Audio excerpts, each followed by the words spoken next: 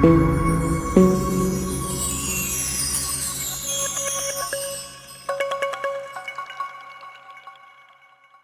10 Worst CEOs in the World. As the chief executive officer of a company, the responsibility for the success or failure of that company ultimately rests on your shoulders. While there are many great CEOs who have led their companies to great success, there are also those who have led their companies to failure and disaster. In this video, we will look at the top 10 worst CEOs in the world, examining their mistakes, their failures, and their impact on their companies. Number 1. Adam Neumann, WeWork. Adam Neumann was the CEO and co-founder of WeWork, a company that provides shared workspace and office services to entrepreneurs and businesses. Neumann founded WeWork in 2010 and quickly grew the company into a major player in the real estate industry, with a valuation of over $47 billion at its peak. However, Neumann's leadership style and behavior became increasingly erratic and questionable as the company grew. He was known for his excessive spending, flamboyant personality, and a party-centric corporate culture that led to a high turnover rate among employees. Neumann was also criticized for his conflicts of interest, as he owned a number of properties that WeWork leased and he sold the rights to the We trademark to the company for $5.9 million. Neumann's behavior and actions eventually led to his downfall as CEO of WeWork.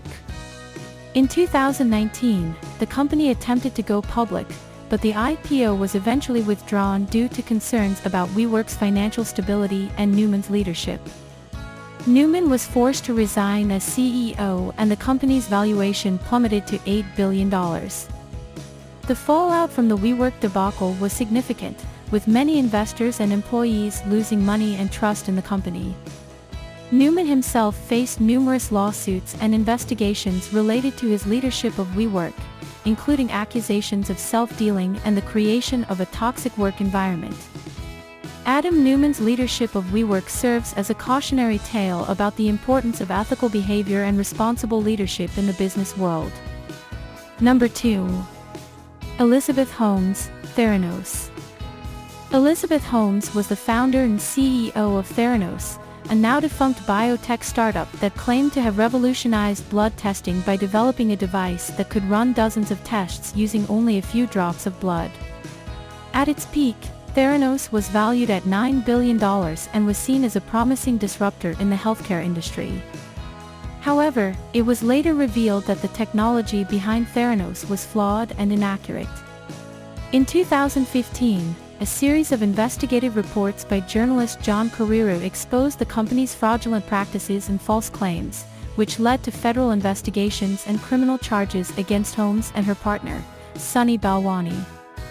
Holmes was accused of misleading investors and patients about the effectiveness and accuracy of the Theranos technology, and of using misleading marketing tactics to promote the company's products. She also faced allegations of personal misconduct, including claims that she faked her deep voice and wore black turtlenecks to emulate Steve Jobs, and that she engaged in a romantic relationship with Balwani despite their professional relationship. In 2018, Holmes and Balwani were charged with multiple counts of wire fraud and conspiracy to commit wire fraud. Holmes pleaded not guilty, but after a highly publicized trial, she was found guilty on 4 counts of fraud and sentenced to 20 years in prison. The Theranos scandal was a significant moment in Silicon Valley history and serves as a cautionary tale about the importance of ethical behavior and truthful communication in the business world.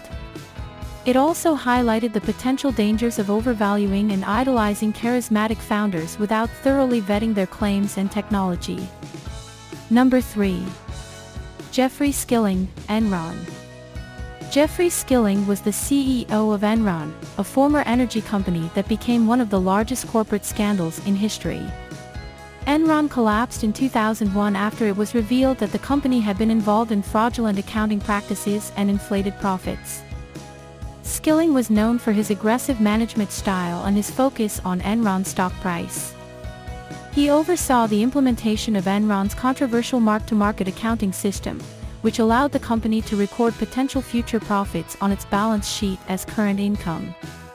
Skilling also championed Enron's move into the trading of energy derivatives, which became a significant source of revenue for the company. However, Enron's accounting practices were eventually exposed, and it was revealed that the company had engaged in fraudulent activities, such as hiding debt and inflating profits through the use of special-purpose entities.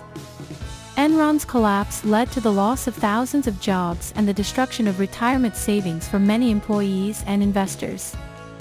Skilling was charged with multiple counts of fraud and insider trading, and was found guilty on 19 counts in 2006.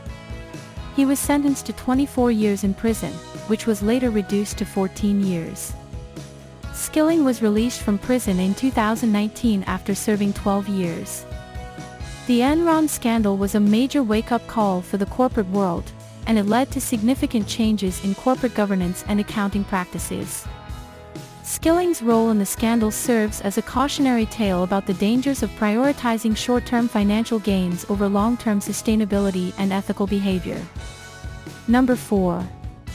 Tony Hayward, BP.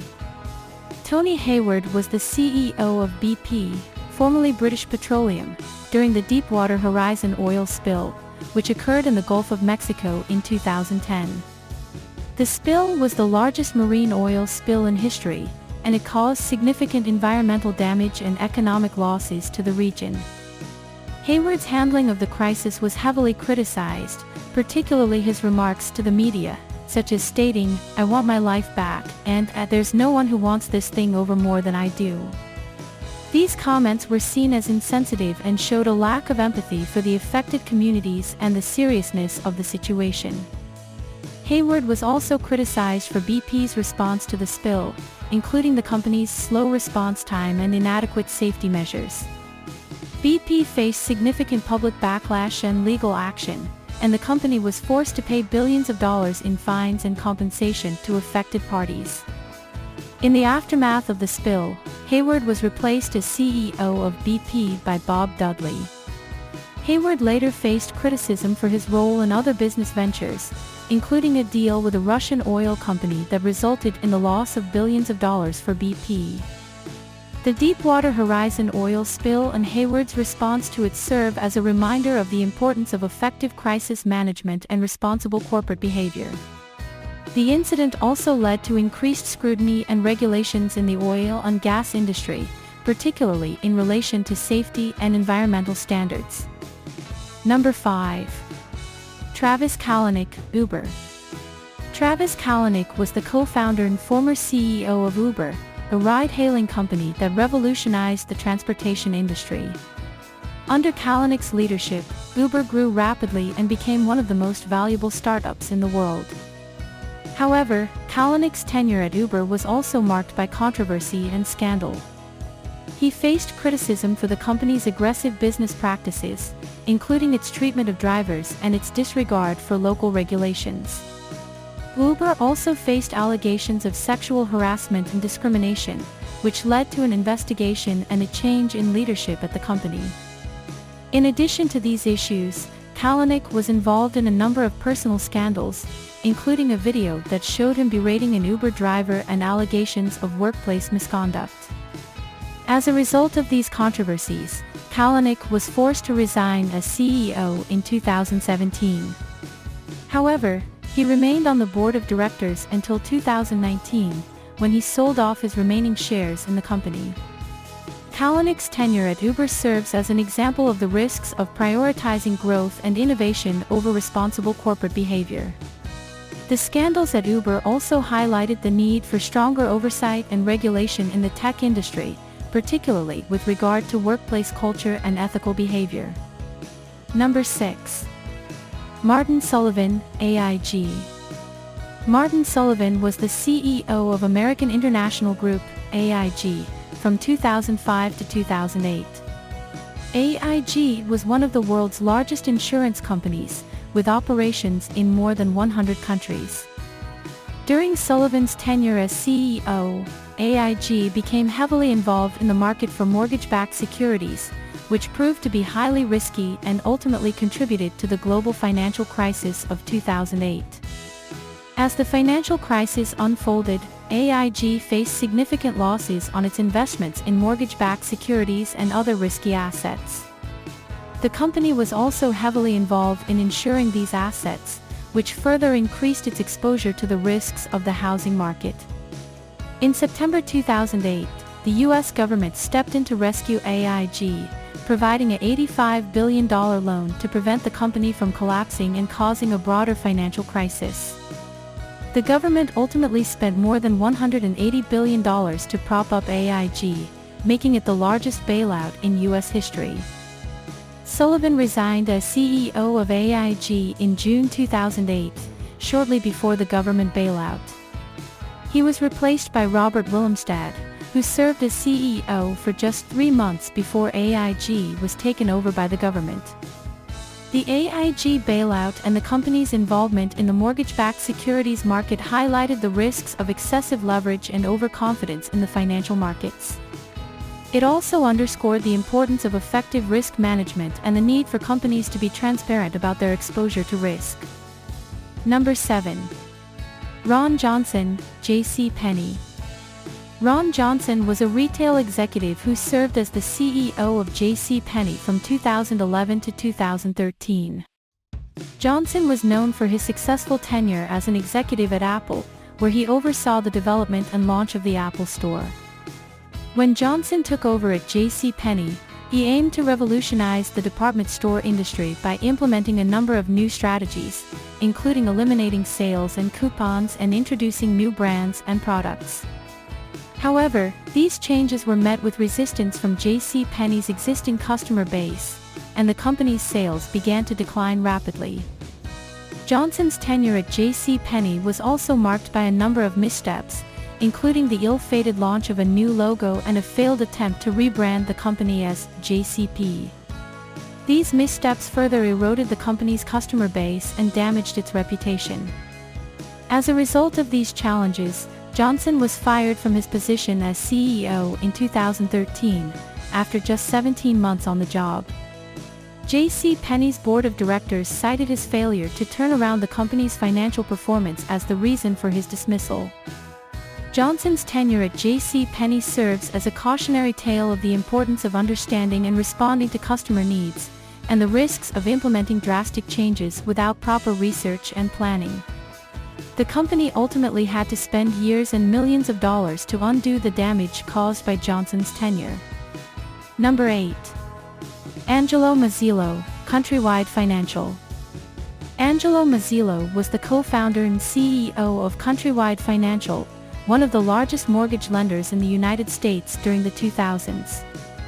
Mozilo played a significant role in the subprime mortgage crisis that led to the 2008 financial crisis. Under Mozilo's leadership, Countrywide engaged in aggressive lending practices, including offering adjustable-rate mortgages, ARMs, and other subprime loans to borrowers who could not afford them. The company also engaged in predatory lending practices, such as charging higher fees and interest rates to minority borrowers.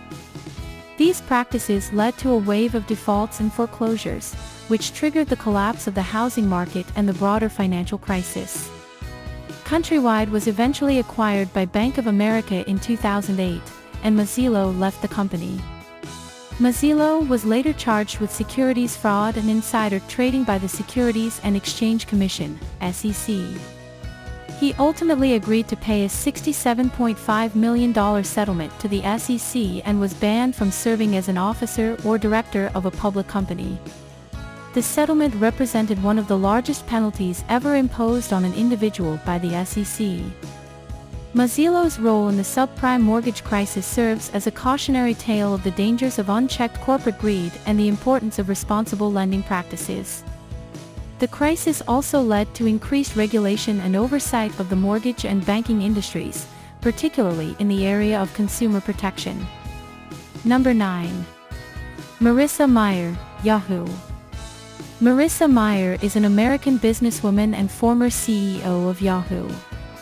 Mayer joined Yahoo in 2012, taking over as CEO during a time of significant challenges for the company. She was tasked with turning around Yahoo's declining revenue and declining market share in the face of competition from companies like Google and Facebook. During her tenure, Mayer made a number of strategic acquisitions and investments, including the $1.1 billion purchase of Tumblr, an online blogging platform. She also worked to revamp Yahoo's mobile strategy and improve the company's advertising technology. Despite these efforts, Yahoo continued to struggle under Mayer's leadership, and the company was hit by a number of high-profile data breaches that exposed the personal information of millions of users. In addition, the company's core businesses continued to decline, with revenue falling and user engagement stagnating. In 2016, Yahoo announced that it had suffered a data breach in 2014 that had compromised the personal information of more than 500 million users. The revelation led to a decline in user trust and raised questions about Mayer's leadership. The company was eventually sold to Verizon for $4.48 billion, and Mayer resigned as CEO. Mayer's tenure at Yahoo serves as a cautionary tale about the challenges of leading a company through a period of disruption and the importance of maintaining user trust and security in the face of increasing cyber threats. It also underscores the need for leaders to balance innovation with risk management and to remain vigilant about emerging threats and trends in their industry. Number 10. John Stumpf, Wells Fargo. John Stumpf is a former CEO of Wells Fargo, one of the largest banks in the United States. He joined the company in 1982 and rose through the ranks to become CEO in 2007. In 2016, Wells Fargo was embroiled in a major scandal involving the creation of millions of unauthorized bank accounts by employees, in an effort to meet aggressive sales targets. The scandal led to fines and investigations by multiple government agencies, as well as significant damage to the bank's reputation. Stumpf initially defended the bank's practices, but as the scandal grew, he faced increasing scrutiny and criticism. In 2016, he appeared before the Senate Banking Committee to testify about the bank's practices, but his performance was widely criticized as evasive and defensive. Under pressure, Stumpf resigned as CEO later that year, and the scandal led to the departure of other top executives at the bank.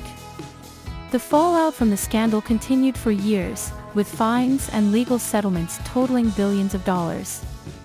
The scandal at Wells Fargo highlighted the dangers of a sales-driven culture that prioritizes short-term gains over long-term ethical considerations. It also underscored the importance of strong leadership and effective risk management, and the need for leaders to take responsibility for the actions of their employees and the culture they create within their organizations. Conclusion. Being a CEO is a high-pressure job that requires strong leadership, strategic thinking, and ethical behavior.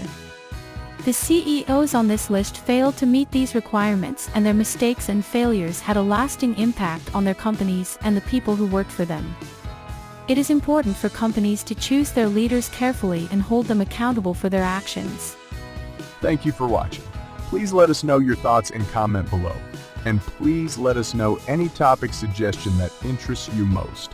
Lastly, do not forget to subscribe and share.